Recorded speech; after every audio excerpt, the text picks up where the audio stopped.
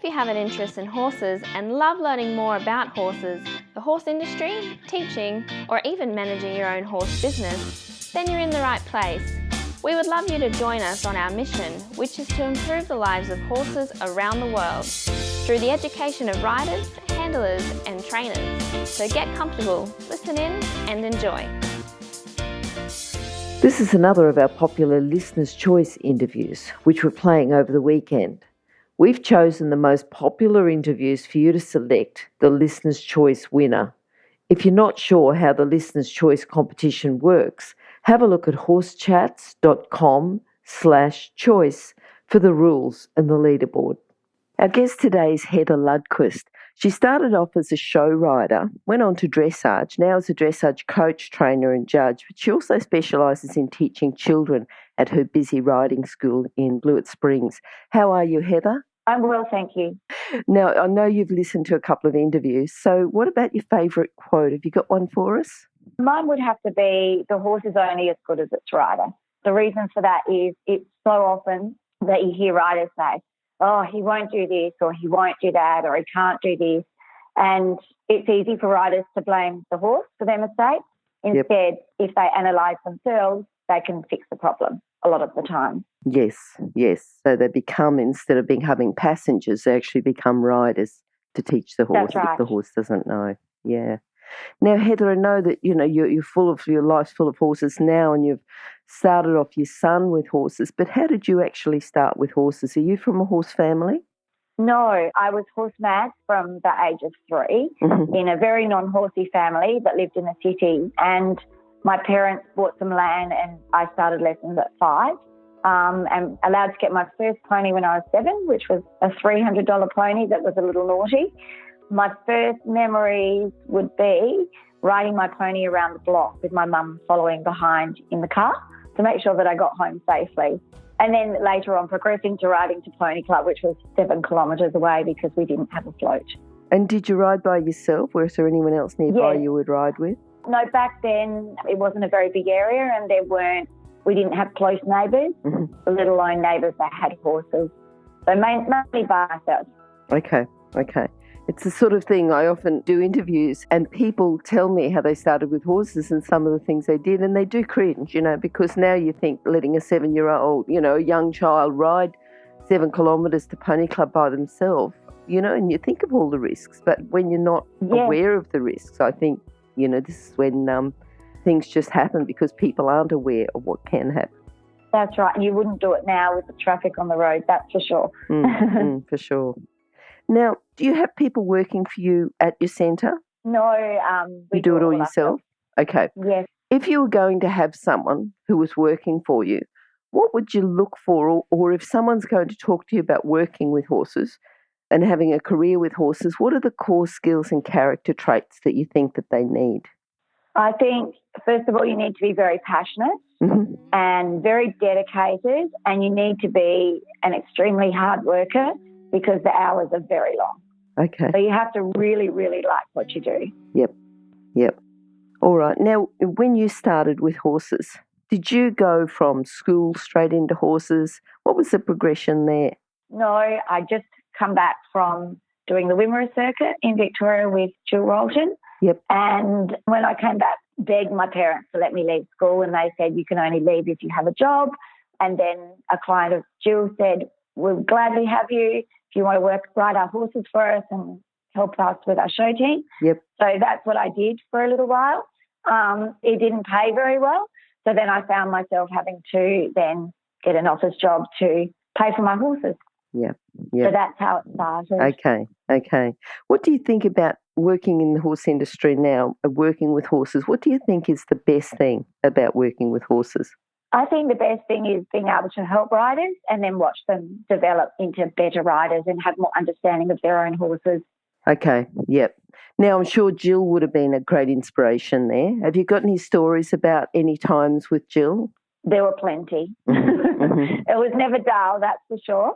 Tell us one incident or, tell us a couple of things that happened while you were with her. Well, I used to ride and compete on her horses. So every weekend I would be staying there. So I was there at any given time that I possibly could. Yep. We used to travel around the country to shows and royal shows.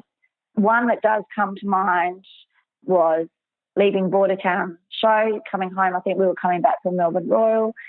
The tailgate of the float had come down while we were driving, and people had been going past, beeping and flashing their lights, trying to tell her that something was wrong. Yep. And we just kept driving, and she thought they were picking her driving until a policeman stopped and pulled us over, and we realised we'd been going along with the tailgate down. Oh, no. So that would have to be one of the things that I will always remember, because that was a bit scary. Yep, for sure. Horses were fine. Yep. What about other people? Has there been anyone else who you think has had an influence or a strong influence on your life? I've done lots of clinics over the years. Leslie Taylor, I did a bit of dressage with her when she was in South Australia. Yep. I've done clinics with Clemens Dirk and the other people that come to South Australia clinics. We get quite a few come over here. So I think a lot of people across the board have helped me along the way. Jill is probably the one that got me started into teaching. Yes, okay. And what about with Leslie? What do you think you learnt the most from her? I probably learned with Leslie that everything does need to be perfect for progression, and just keep at it. If it doesn't work, just keep at it, and then eventually it will work. Good. Now, what about horses? Have you had a particular horse that's influenced you and helped you, or a couple, or, do you want to pull one out and tell us about them? Well, there's probably been a few. Mm-hmm. I used to break in quite a few horses and ponies over the years. So I think that you learn something new from each and every one of those horses. Yep. But probably the main horse that comes to mind would be Heatherton Park Tortilla, which his home stable name was Tipsy. That was my son's first FEI horse, and he really helped me better to understand the FEI movements. Okay. So he would probably be the main one. We've had many horses over the years that have gone to all different levels, but he could be sometimes a little tricky, and he was a good teacher, I think. Do you think that him going FEI, and particularly with your son riding, do you think that's your proudest moment, or is there something else you'd say has been your proudest moment? No, I think that would probably have to be my proudest moment. Mm-hmm. He won the CDIY at the Dressage with the Stars in 2007. Yep. So that was a very proud moment for me. Also, another student of mine, Tara Lloyd, she's got 2 ponies now at Pre-St. George, and I've been teaching her since breaking in stage. So that's all. I'm fairly proud of them as well. Yeah. Okay. What about a biggest challenge? What do you think's been your biggest challenge in your career? That would have to be not having enough hours in the day.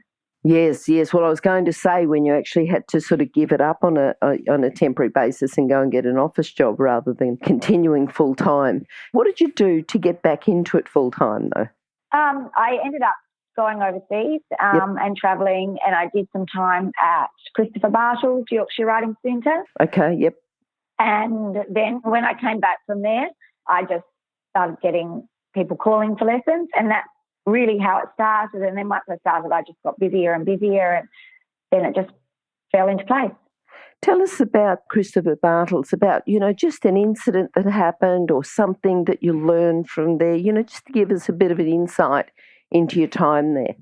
Yes, that was fantastic. Great learning experience.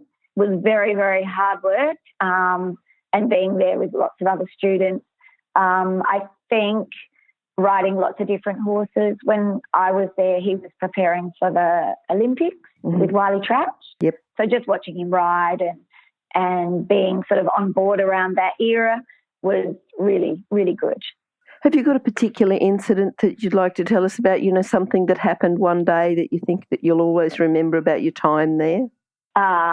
Yes, probably a horse going over a cross-country jump and then trying to bolt off on the other side. Oh, no. And that was a new horse to the school, and they hadn't really used him that much. And I think after that they decided that maybe he wasn't a horse to use in the riding school, and I think he was sold on. But that probably was the main memory there. Oh, and I did a little bit of vaulting there as well.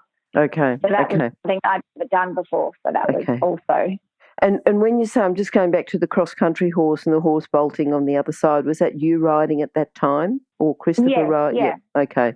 Yeah. But probably not the best horse to ride in the school, to keep in the school then. No, I don't think. Okay. Now, you're saying about not enough hours in the day as well. How do you manage it? Have you got time management tips for people? Because everyone's going to have that same problem, but, it's sort of overcoming these challenges and helping you get better organised and helping you being able to fit things into the day. So for someone else that says, look, I just can't fit it all in, I'm busy, what sort of tips would you give them? I think you just have to when you work for yourself. Mm-hmm. So we start here at 6 a.m. We're out feeding stables, cleaning yards, doing rugs. I usually start teaching at 8:30 in the morning. Some days it's block all day, and I'm usually not inside until 9:30 at night. Mm-hmm. And so you just have to be very organised. Yep. And be onto everything. Mm-hmm. There's no sort of going down the street to the cafe or anything like that. It's just work. But I think once you get into that routine, mm-hmm. it's hard. It's quite an easy thing to follow. Okay. So hard work is probably the best thing. And yes, you have to be very organised. So getting your day organised before you start is probably a good one. Yes, and keeping to a routine. Mm-hmm. Mm-hmm. Okay. No, that's good. That's good. And the other thing is too that, like, you talk about the long hours, but if you'd have had working in another job but still had your own horses at home, you're still doing long hours because you're getting up at 6, you're feeding your horses or riding before you go to work or, and then working all day and then coming home and still doing horses. So it's either staying and working with the horses all day or going off and doing another job. That's right, exactly. It's quite similar. Yep. Okay, good. Now, just thinking about, because you teach a lot of kids, how do you think, it's really important for kids to get, first of all, to keep them safe, so that they have got the confidence to go on and ride, but also to keep them interested and involved in their riding. So have you got any tips for that, to keep kids interested and involved, but also keeping them safe at the same time? I think it's teaching them about horse awareness, first of all, mm-hmm. so that they are aware of the safety issues with the horse and they start to learn how a horse thinks. That's really, really important. With riding, just lots of building their confidence, doing a little bit of fun stuff, but still attention of the basics so that they learn properly and they have the skills to then go into whatever discipline they would like to go into. Okay. I teach a lot of children with their own horses that go to pony club and compete, but I teach a lot of children that will never ever have their own horse, and they coming and riding with me once or twice a week, that's them having a horse. So I think those sort of things are really good for building their confidence. And they have the horse here when they come for lessons. They have to tack up and groom it and treat it a little bit like it's their own. Yes. So still learning all those skills that they need to learn as well. Yeah. Otherwise, it's too much of a big shock when they get their own horse.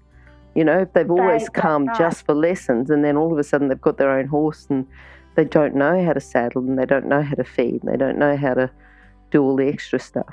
That's right. And there's lots of that. Yeah. What about marketing? How do you think is the best way to market to kids? Do you market to the kids? Do you market to the parents, to the schools? What's your best way of doing that, or is it just all word of mouth? Here, it's just all word of mouth. Mm-hmm. We don't advertise at all, and we're full all the time. But I think probably a good way, if you wanted to build your business, would be maybe through the schools. Yep. Or even the local pony clubs, because there's always children there that need a hand and just that little bit of expert advice. Mm-hmm. Mm-hmm. All right. Now, Heather, have you got a book that you could recommend to our listeners, something that could complement their training? I like Jill Roldan's Free Rein. It's inspirational. It's good, isn't it? Yeah. And it's a great insight to a rider's world, which is full of ups and downs. Yep. All right. Were you mentioned in the book? Now I can't remember. It was a long time ago I read it. Possibly. Yeah.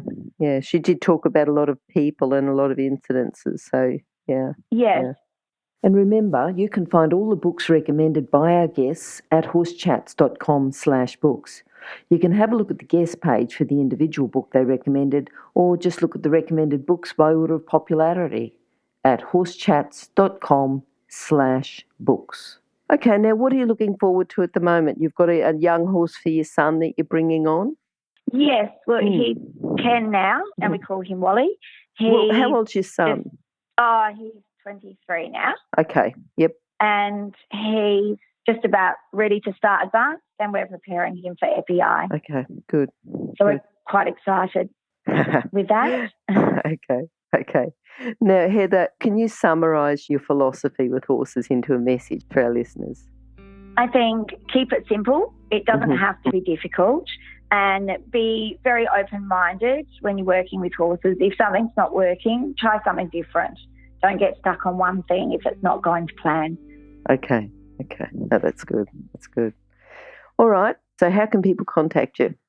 We have a Facebook page, Windermere Lodge Equestrian Centre, or my email is ridinginstructor@bigpond.com.au, or my mobile is 0413 529952.